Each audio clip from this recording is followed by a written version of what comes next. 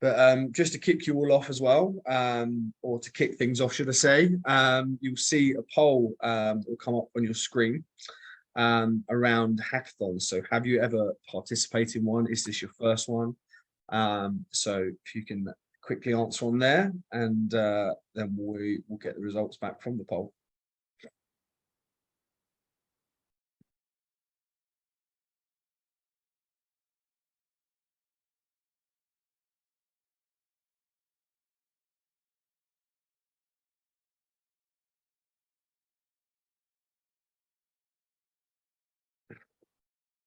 Right. I think we'll kick things off. And for anybody that is joining in a moment, they can they can join us in a second. So yeah. So look, everyone, thank you very much for joining. And good morning, afternoon, or evening, depending on where you are in the world. I know we always have people joining from overseas as well, so great to have you. But yeah, welcome to the Soda Social live panel discussion titled "Stamp Out the Stigma: Improving Veterans' Mental Health." So we partner with our friends at Code Institute. And for those that are not aware, we're running a hackathon partnered with them in conjunction with this webinar that will be taking place on Saturday. So Code Institute, they are the world's first credit-rated coding bootcamp, so dedicated to producing career-ready developers. So we have some learners from Code Institute in this session, as well as judges. So no, thank you all for joining us. And this could be used as an additional resource to the hackathon. And yeah, also welcome to our Soda Social community who've tuned in as well. So to basically give you a bit of an overview for this webinar, you can expect an hour of panel discussion with a live Q&A at the end of the session. And then we have half an hour of networking for those that wish to continue the conversation after. The link to that should be in the chat. And if it's not there already, it'll be put in as we run through this. I can see we've got the poll results back already. So we've got a nice split.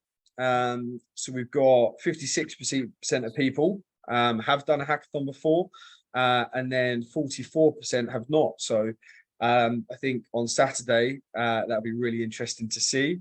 Obviously, a lot of experienced people and obviously people that are new to it. So yeah, great to have a good spread.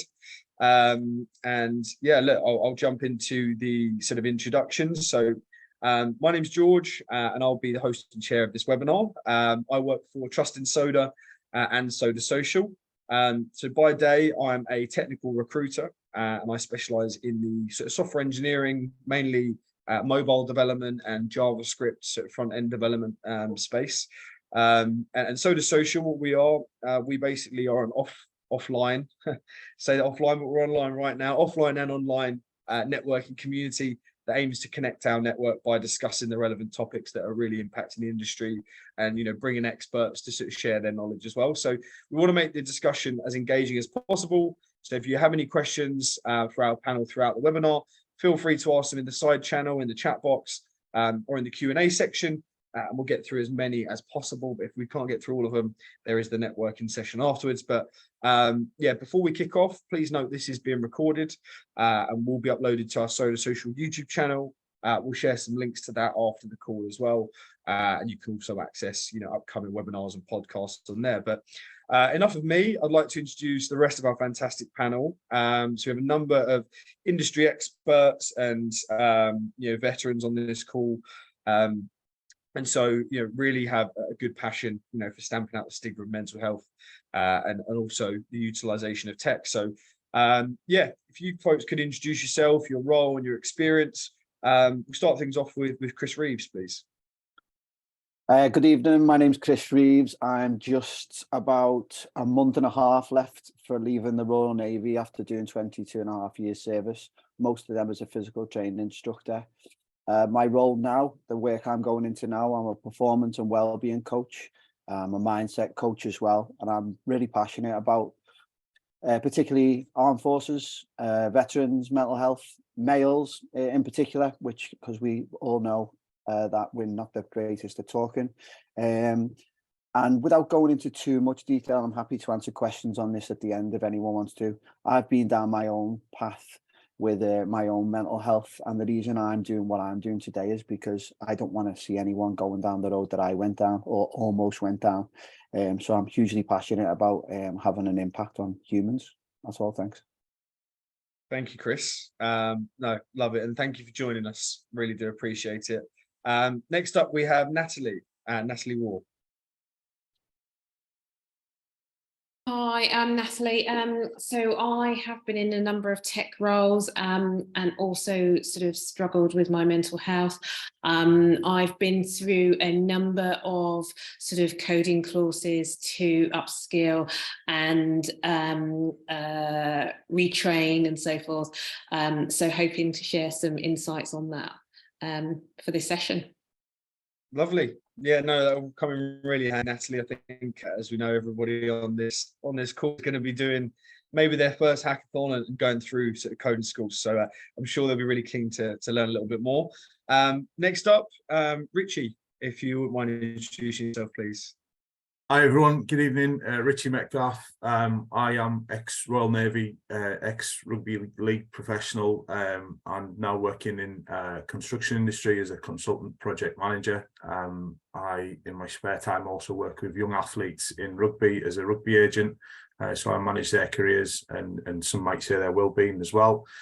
Served 8 years in the Royal Navy as an aircraft engineer, operational tours in Afghanistan and around the Med, but also played a lot of rugby with a few of the guys on this call and enjoyed it very much. Love it. No, brilliant. Thank you, Richie. And yeah, more of a football man, as I said to you earlier, but don't mind a bit of rugby as well. We'll let you off. We'll let you off. Yeah. But no, thank you for being here, and yeah, really looking forward to getting stuck in with you today. And next one we have Ellis Greenway. Cheers, George. Yeah, so I'm Ellis. I am currently the Global Community Manager for Ex-Military Careers. 7 years in the Royal Marines. Had the pleasure of meeting Mr. Chris Reeves here a few years back. You know, someone who I actually used personally as a bit of a coach, and someone who's definitely mentored me into taking more responsibility into my own mental health. Had my own wobbles a little bit of time ago, and yeah, I think the impact and what everyone's getting together to do here really impresses, something that I'm really passionate about. Really keen to see what you guys are putting together, and if we can help in any way possible. I think that's probably what's brought us all here today. So really looking forward to being part of this. Fantastic. Thank you very much for being here. And last but not least, we have Chris Siswick. Hi, Chris Siswick. I'm a cybersecurity consultant at KPMG, specialising in cyber strategy. I left the military about 5 years ago, where I was an officer in the Royal Artillery, had a variety of roles, all with some sort of tech focus around them, be it drones or fire support. As everyone else has said, it's an area that I'm quite passionate about, an area that we need to start, mental health is an area we need to start talking about. So be able to engage and be able to reflect on those experiences is something that I think is very important to do. Perfect. Thank you very much for the introduction. And yeah, ladies and gentlemen, that is our panel. So yeah, really looking forward to getting stuck in. And yeah, without further ado, we'll get stuck in as well. I can see we've already got questions coming in as well to the live Q&A.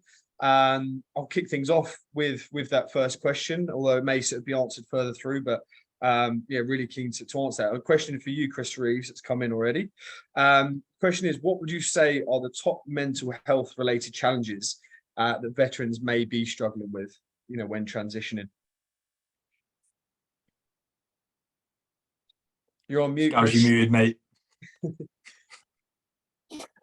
I think identity is a big one. I think, you know, the two lads I know on this call the most, Richie and Ellis, Royal Marine, rugby league player, myself, physical training instructor. You always have, and I personally did, and I'm sure everyone else who we speak to will, you'd always have that identity. You go home, you see your family. Oh, this is me lad, this is me brother, you know, he's a physical training instructor in the Navy, and you're proud of that. So it's about finding that new identity, and not necessarily for me, identity, but your new place, your new role and new reason. For me, I've got a thing right in front on top of my screen. Actually, it's called Ikigai, and it's the 4 questions you ask yourself to find out where you want to be in your life. And then the reason it's top of my screen is because I'm going through that transition at the moment. And it's, what do I love doing?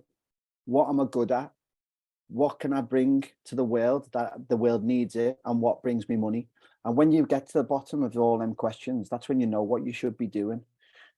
So for me, identity and just finding out what your sort of new role is in the world.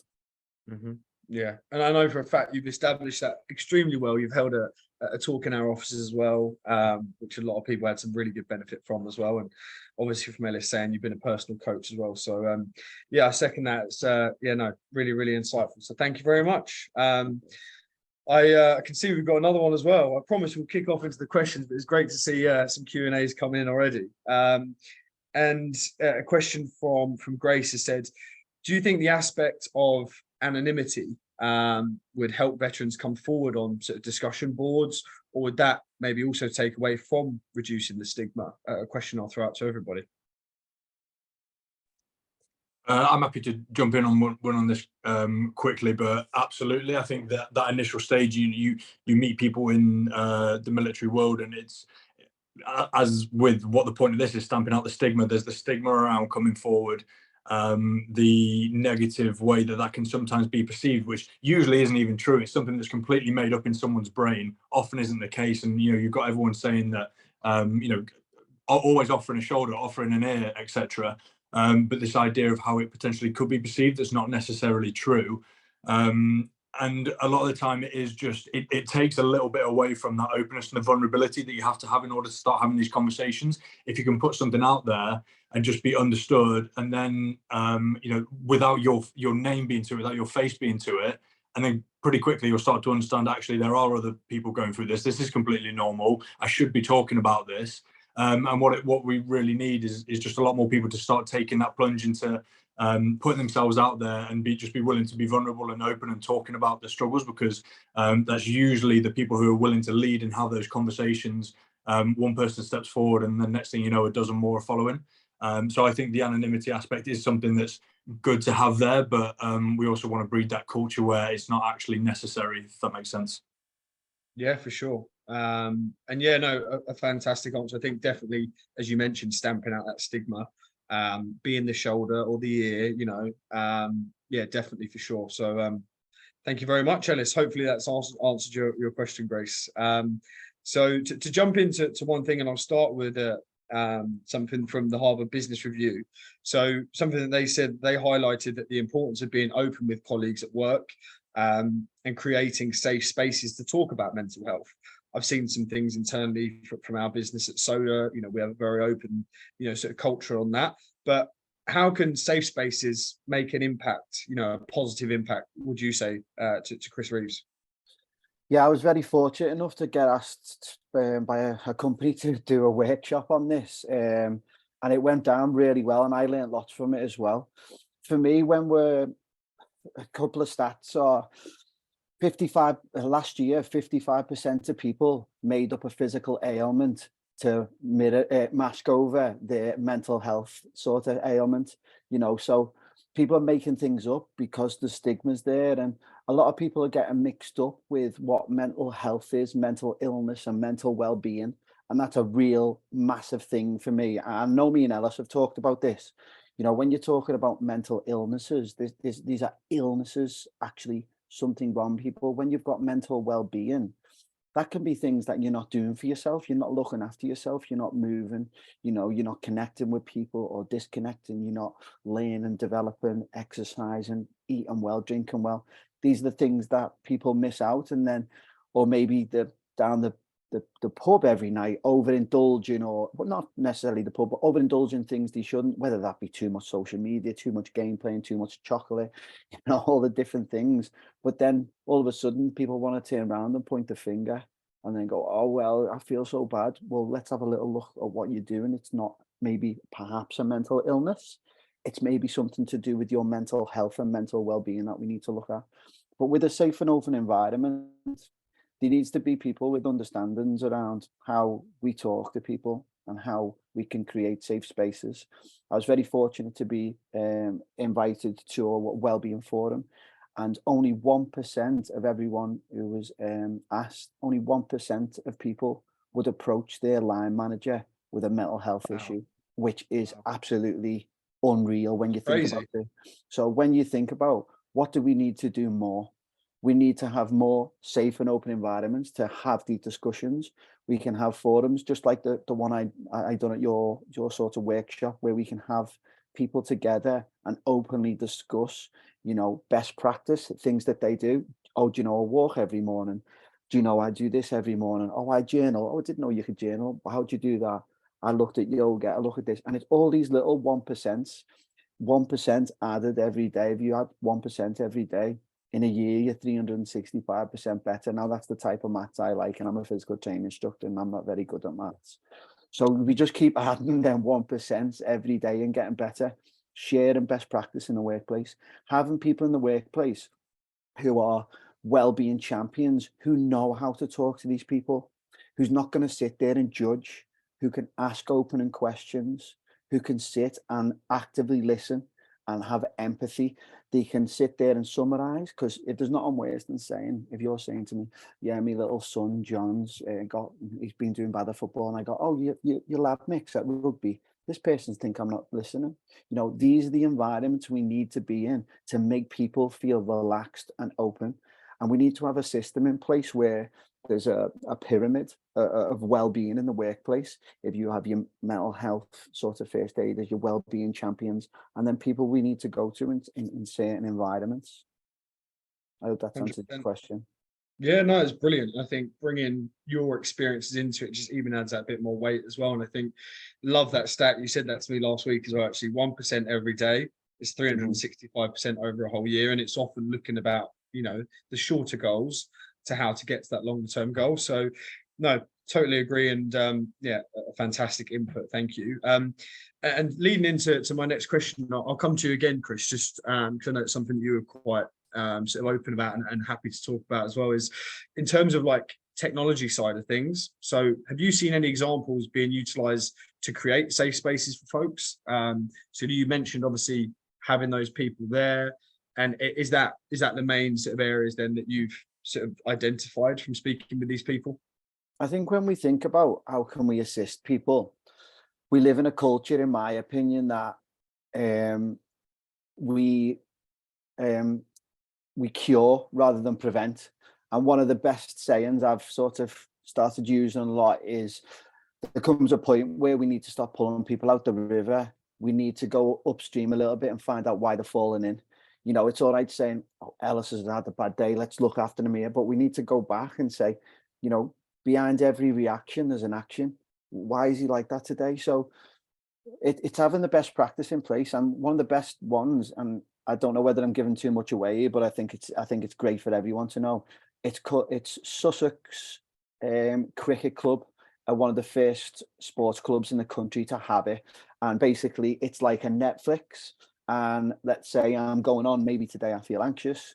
You can go on and there's people who might be in the company or might come from different areas, and they're just doing videos, small little videos about anxiety, how they've dealt with it, some best practice, books they've read, and then there's different links to different books, different podcasts and stuff like that. And again, it was the webinar, the well-being event that I got invited to, and it was unreal. I'm very fortunate that I'm going to be asked to do some video content for it as well, and I jumped at the chance. Wow. Because it's just something that I think a lot of people, a lot of companies really need to put some time and money into, and it's got some self stories from people in the companies as well.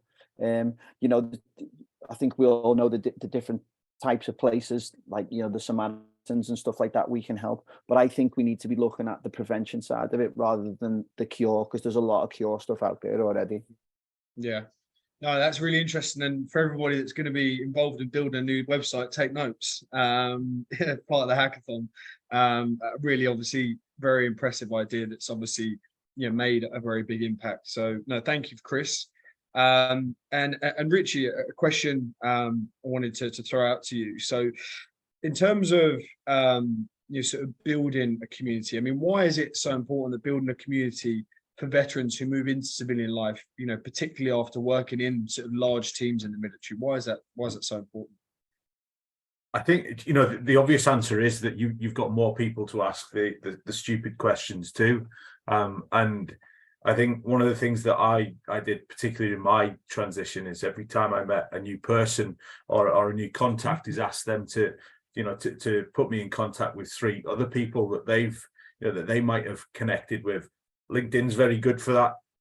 You can set filters to see who's first and second connections. But in terms of a community, I think you come from an environment where you've got a whole different, plethora of ranks, people from all different walks of life that are all coming together for one common purpose. What you don't find in Civvy Street, the time after the military, is that same sense of community or belonging.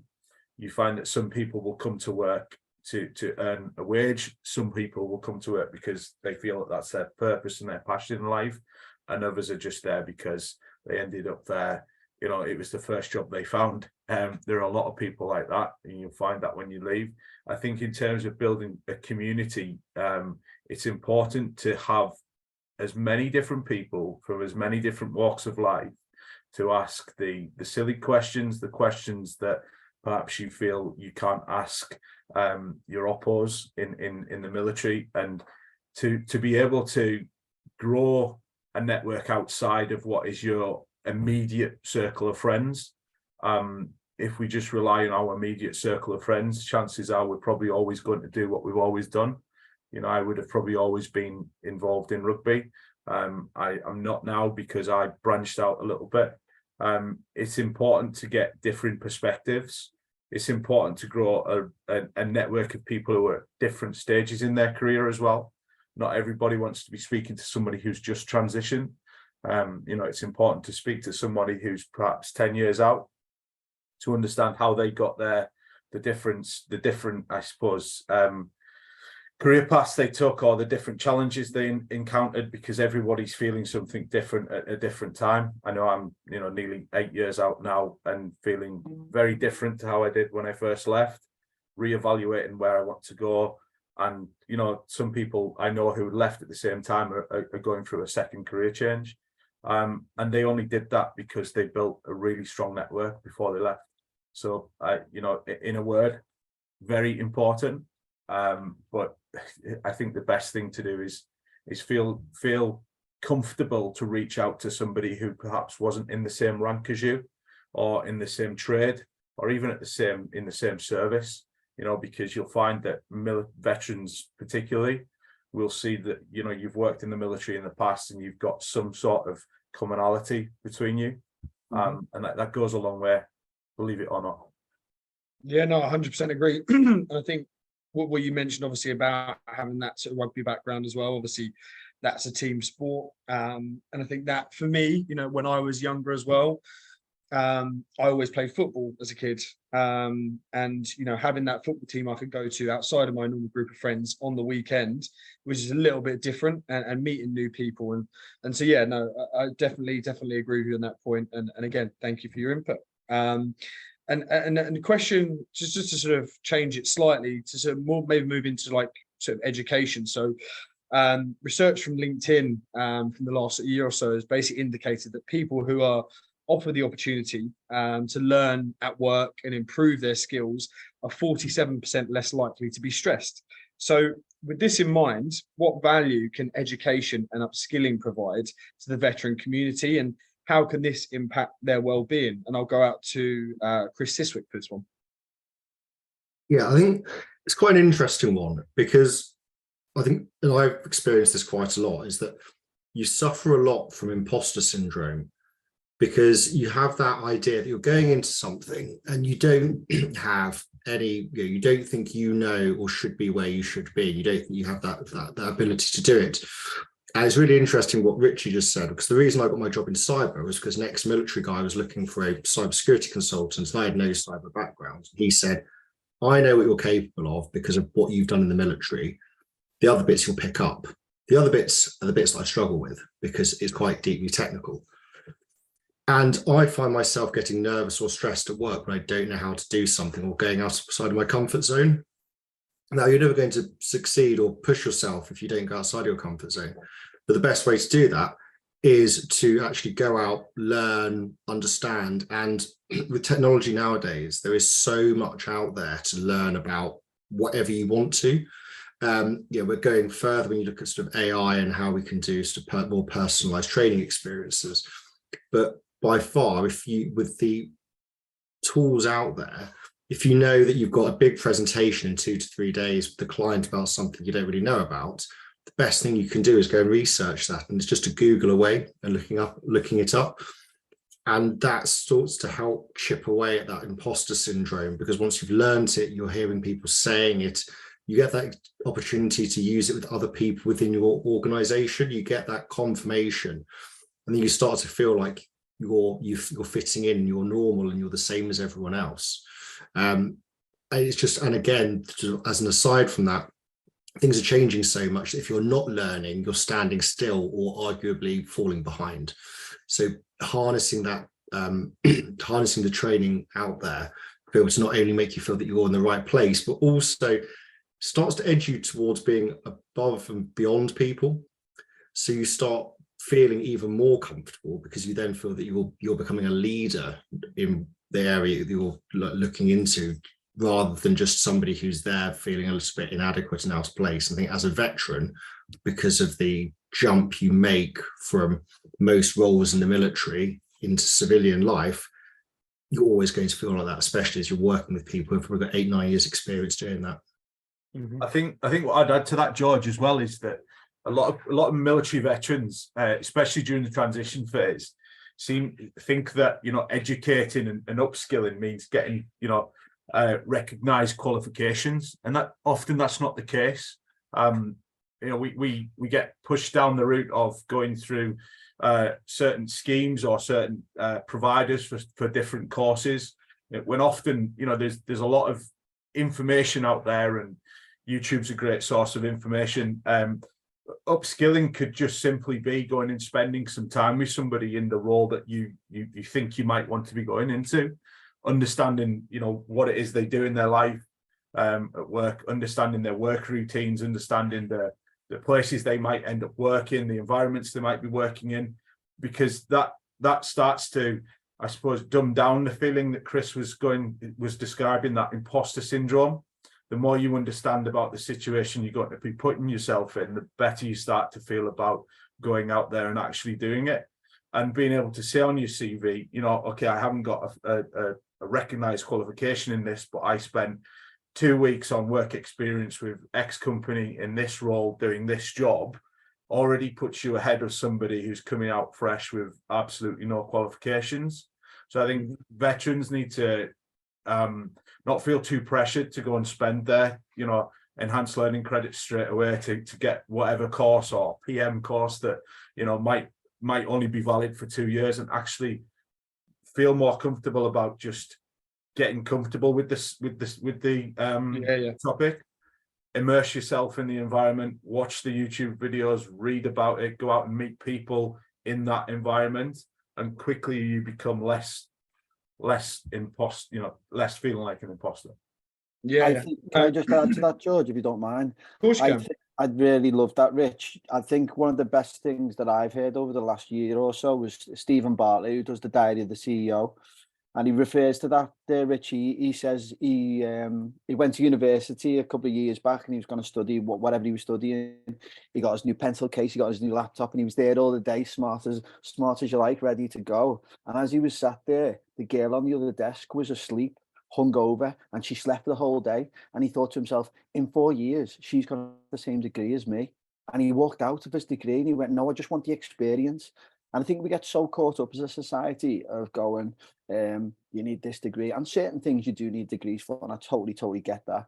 But I know where I want, if I have my company in X amount of years and I want employees, I know what I want. I want someone who can, have the aptitude to learn, have enthusiasm, have, good leadership and stuff like that. So I think that's a really good point, Rich. Sorry to jump in, George. No, you're okay. That's all good. And no, thank you, all three of you, for your input as well. And just a question to flip it back to the technology side, and for everybody that's tuned in as well, regarding hackathons, upskilling, sort of on that topic, coding schools. A question I have for Natalie then A lot of people obviously on this call are doing their first hackathon. At the beginning, we saw that over half, or just under half, sorry, haven't done a hackathon before. What would you say was the best things to support you, Natalie, when you've been going through these courses, maybe when you've been struggling, or, you know, have you reached out to people? What's been, you know, what sort of tips or what knowledge can you share for everybody that's maybe doing their first thing, and how to cope with that maybe mental stress of taking something on like that? Yeah, I think that the key things are to find somebody in your community who's also doing it. Normally with courses and those sorts of things, there are always people. And once you start talking to them, there's always somebody who is in a similar situation. So you can partner with people, you know, different things, and then you can sort of support each other on that journey. And then it's all about the sort of general well-being tips around looking after yourself throughout the day, and also recognizing your successes as well, because learning at a later stage of life is not an easy task, and I think that it's really important to take those moments and go, right, what have you achieved, and that kind of really improves the mental well-being, and also gives you the motivation to keep going as well. No, 100%, and I think that's going to be very beneficial as well. And what was your sort of steps from completing the course, and then how did you implement that as like the next steps after you'd completed it? Sorry, I missed some of what you said. The Wi-Fi broke out a bit. Sorry, so I was saying, once you completed your course, you know, how did you sort of take it on from there? For a lot of people on here, they want to move into that next step once they've done that course. Yeah, so I think that's very much about having a project, a side project ideally, that sits outside what you're doing in your day job, networking and sharing a lot of that. And also, you know, with tech, it's that continuous learning. So even though you have perhaps completed one course, what else can you do in order to kind of continue to build on your skills, and how can you fit it into your normal way of life? So you are working and then you might do one evening course and continue in that progression, because I think from a mental well-being perspective, it's that continuous sort of, you know, building up your confidence all the time to reach for the next goal, stretch for the next role, and that type of thing. So I think it's lots of projects and continuing to engage with that community as well. So I have people that I still continue to take time out with, and we are still sort of learning, even though we've got our day jobs as well. So it's an ongoing thing. It never stops. Good. Like it. And no, it's good to have the input. Thank you very much. And then a question I have for Ellis, I'd like to direct him similar to Natalie's. I know for the people that don't know, Ellis and I work pretty closely. So Ellis works for Ex-Military Careers, which is part of the group that I'm you know, working in as well. And so Ellis, then for you, obviously I've known you now for a good year or two now. What was the main things, you know, that you learned, obviously sort of searching, coming out of civilian life, moving into the current role you're in now? And once you started in the current role, what other adaptations have you had to do from moving into more of like a corporate environment? What have you seen from your side? God, mate, to dive into every single point on there, I could talk for hours. I could talk for days. It's literally a whole new life. It's a whole new world. As we touched on earlier, completely changing your identity, everything that you think was your life before, everything that made you you, all the people that surround you, everything's different. And I struggled with all those different elements of it. You know, you go from wearing your camouflage all day and your floppy hats and being surrounded by a bunch of people who are probably a copy and paste of you, to being in a much more diverse workforce with people on very different paths and looking for, you know, different missions. And you know, you find that some people don't, as Richie was saying earlier, some people just show up because they want to get paid. Some people show up because they love what they do. I thought navigating the whole sphere was something that was really difficult, and it really is a baptism of fire. But the best thing you can do is just give yourself as much preparation as possible. So for other service leavers, which isn't really the point of this call, is but start getting engaged with those new communities as early as possible. Do the networking, start reaching out to people, get on LinkedIn, do your learning, and be a sponge, because it's going to be exactly the same. Like the baptism of fire that you had starting your military training, your military career, is almost like doubling down and doing it again with your civilian career.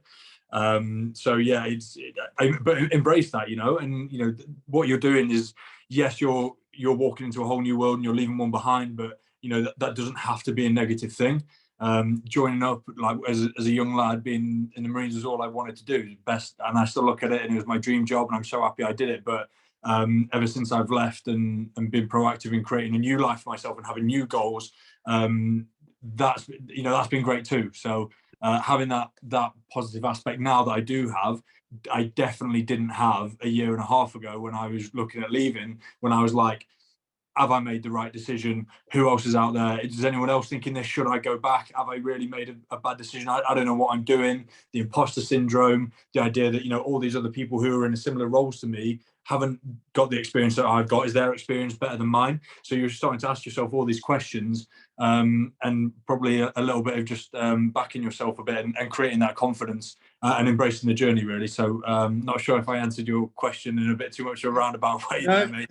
You answered it perfectly, and you threw in some great points as well on the side. So no, I think that's great, and I think a theme as well, just for everybody listening here as well, I'd say for those of you that may be a little bit nervous, this might be a slight step out of your comfort zone.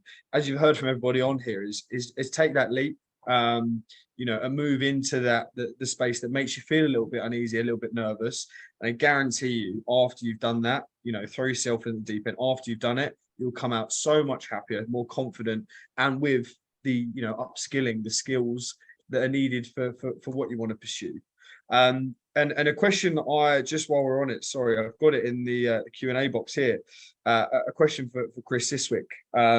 So Peter has just sent a message. First, he said, thank you to everybody on here. You're all very inspiring and really appreciate your investment this evening.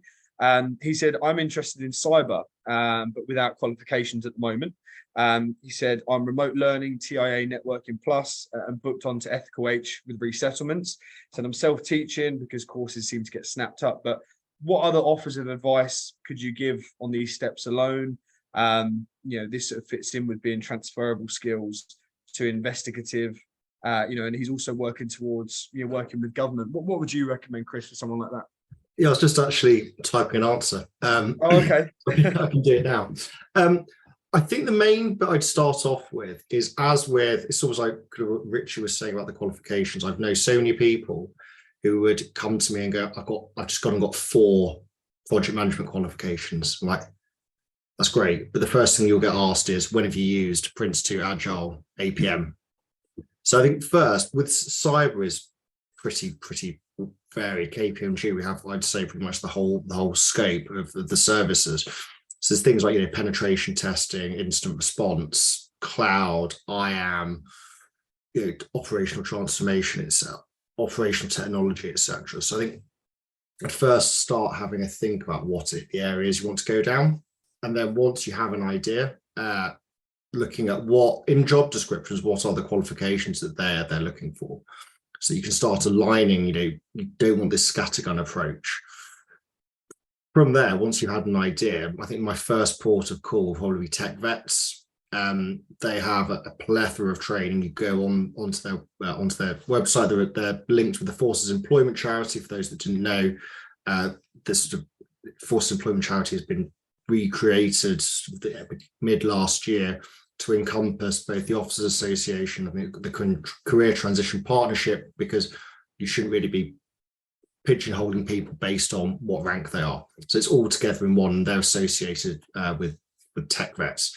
Once you're within Tech Vets, they've got a huge library, lots of free courses, but also they've got a really good network. So they have regular network meetings, so you can actually go and talk to people, but also more online, actually reaching out and sort of understanding what people are looking for. Because sort of, as I said, you can have that technical qualification, but then you can also start sort of articulating what you've done in the services. And like from my experience, we've got plenty of people with the qualifications, but the ability to actually manage teams, write clearly, present is something that is missing on those people that have come up through like a grad scheme and just got deep technical expertise. So it's sort of complementing, understanding how to bring out those softer skills that other people, especially in the cyber practice, really struggle with. And yeah, I mean, Peter, hopefully that answer has been beneficial. And yeah, thank you again. I think tech vets is definitely something I've heard of before, and not used personally, but I've heard people speaking very highly of it. And again, as we've been talking about, the theme is, online courses, putting yourself out there, obviously doing the research. These are all obviously sort of key things. Now, a question I wanted to throw out to anybody. So basically, the British Cross said that receiving mental health training can really help you to deliver value as a leader, but also as an employee as well. Have there been any sort of application sites or technology which has explored this? Anybody has examples of?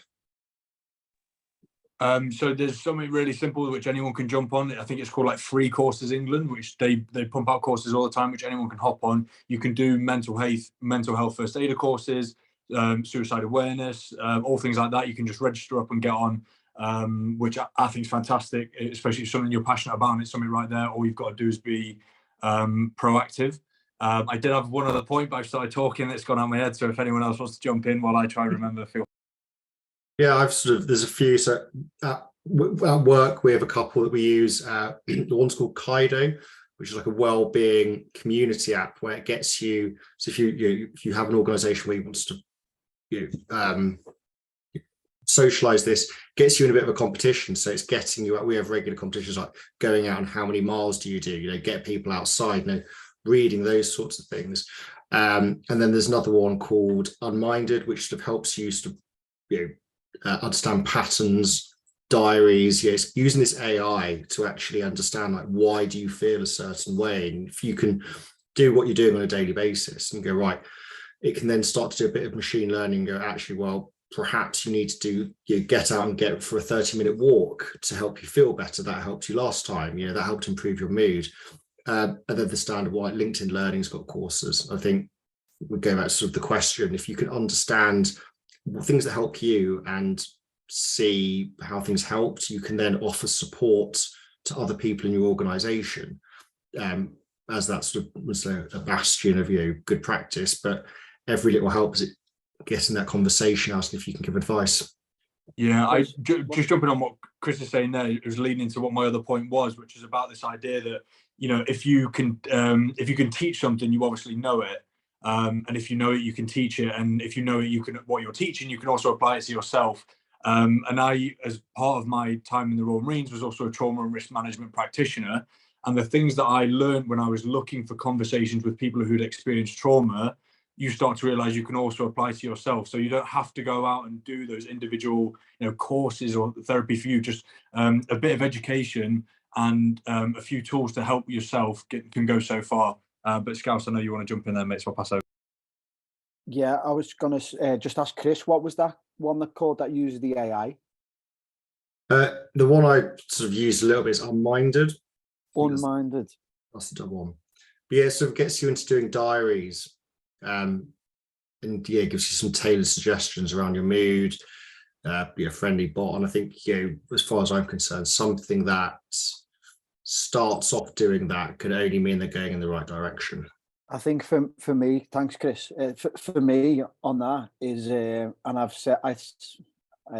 done this at the talk at your place, Ellis, is I said to people, how's being skeptical treating you? If you say, oh, I'm not going to talk to people, I'm not doing yoga, I'm not doing this, and how's that treating you? Because if you talk like that, you're going to be in the same place. And going back to the points what you're talking about before, when stepping out and doing stuff, I actually posted about this on social media today. Is you've got to choose your hard. There's two types of hard. If you sit here and do nothing and sit in your comfort zone, you're going to be in the same place this time next year, and that's going to be hard. Or you can step outside your comfort zone. You can start planning. You can start working, you can start moving, you can start getting consistent, you can start getting disciplined, you can start getting accountable. Is that going to be hard? Yeah, but it's just about choosing your hard, that's all. 100%. And just for anybody else on here that may have misheard that, and for obviously all of our hackers on here that are going to be taking inspiration, that was called Unminded. I believe if you want to go have a little look at that, and any other sort of sites like that, we'll make sure we sort of share them afterwards as well. But perfect. And just I'm just having a look at our Q&A box as well. Had a couple more roll in. So one of them I've seen here, so is probably a question to everybody, is in terms of how did you find your expectations of civilian workers compared to your sort of military ethos, when transitioning? Yeah, so I kind of touched on this a little bit going into it, and what I'm really conscious of is none of this would ever, I don't want to come across as me slating, working with civilians, but it is very different. And just exactly the same in any walk of life. In the military, you're going to get people you don't get along with, people you don't agree with, and there's fantastic people in the military, just the same as in the civvy world. You're going to find people you don't get along with, and you're going to find people who are like-minded. But it's just about adapting to your environment, right? And coming from one in the military where you have the people who are, quite copy and paste and very on a similar goal, it makes it easier sometimes to collaborate. And whether that's things like, if I ask for something to be done and it's probably going to get done and I can trust it to be done, you start to have to learn that, sometimes when you're playing in, something I found moving into the civilian world, if I wanted something done, it wasn't always going to get done. Did I have to chase it up with a few emails? Yes. Did you, those kind of things. You've just got to understand that people are more different. And even the elements, what kind of person gets attracted into the military, you're going to have some similar personality types. You start working in the civilian workspace where it's more diverse, and you're going to have people who think and different, who are more, is it neurodivergent and everything. And everyone's going to be processing things and dealing with things and communicating in different ways. So I wrongly probably had quite a negative conscious and unconscious biases going into the civilian working world. And then that can quickly shift into this like resentment and blame. But it's understanding those processes and what's going on. And it's not that anyone's doing anything wrong. People are just different. So I did have expectations. I struggled with them initially, and then you start to learn, and that it's not your way or the highway, and your way isn't right. It's just learning to be adaptable and malleable. And sometimes it's just picking your fights, right? Yeah. I think for me, Alice, I think Alice spoke beautifully there, and I couldn't have put it across that way. I'll be a little bit less tactful, but still polite at the same time. I think the biggest thing is, for me, I'm maybe to make people understand this more, when me and Richie and Alice are away for 6 months, on a tin can in the middle of in a sea or in a desert, you form a bond.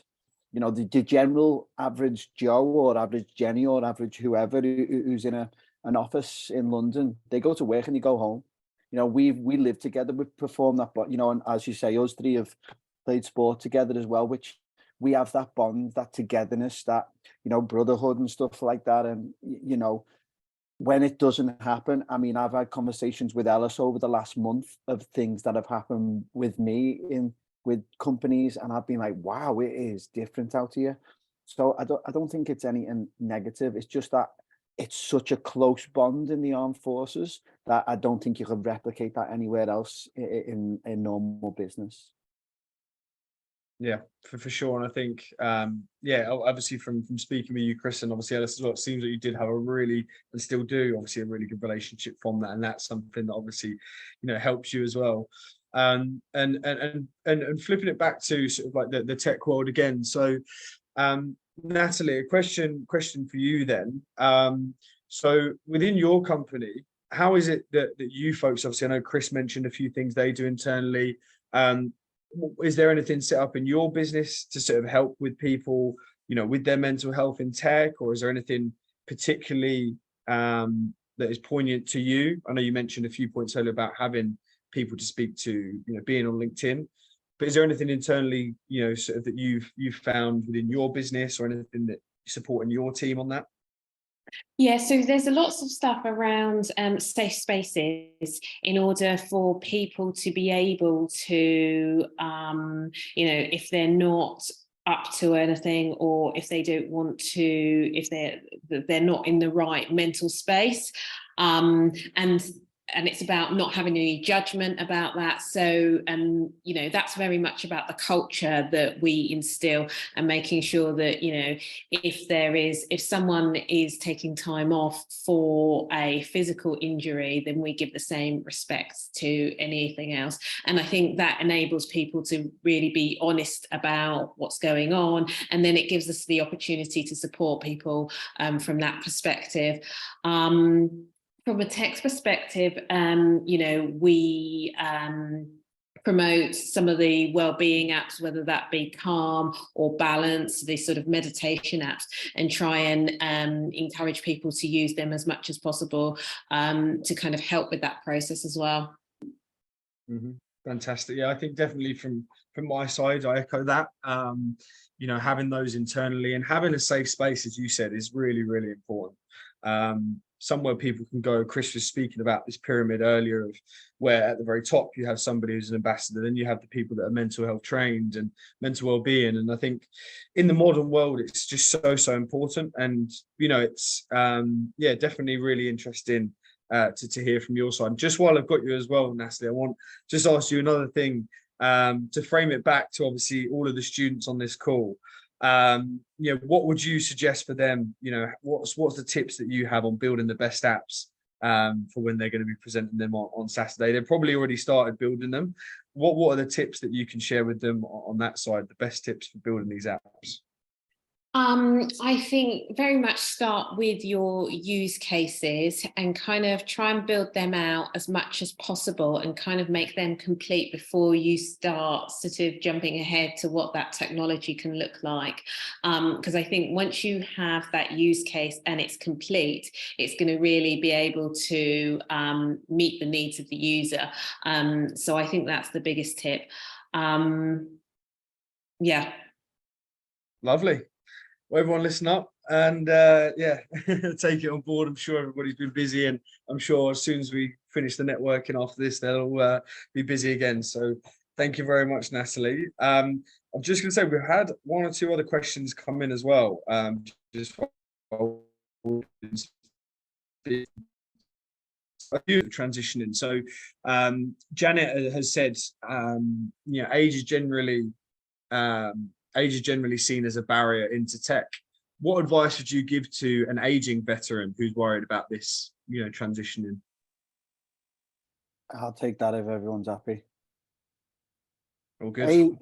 Age is a number, isn't it? So you're not your age, your energy.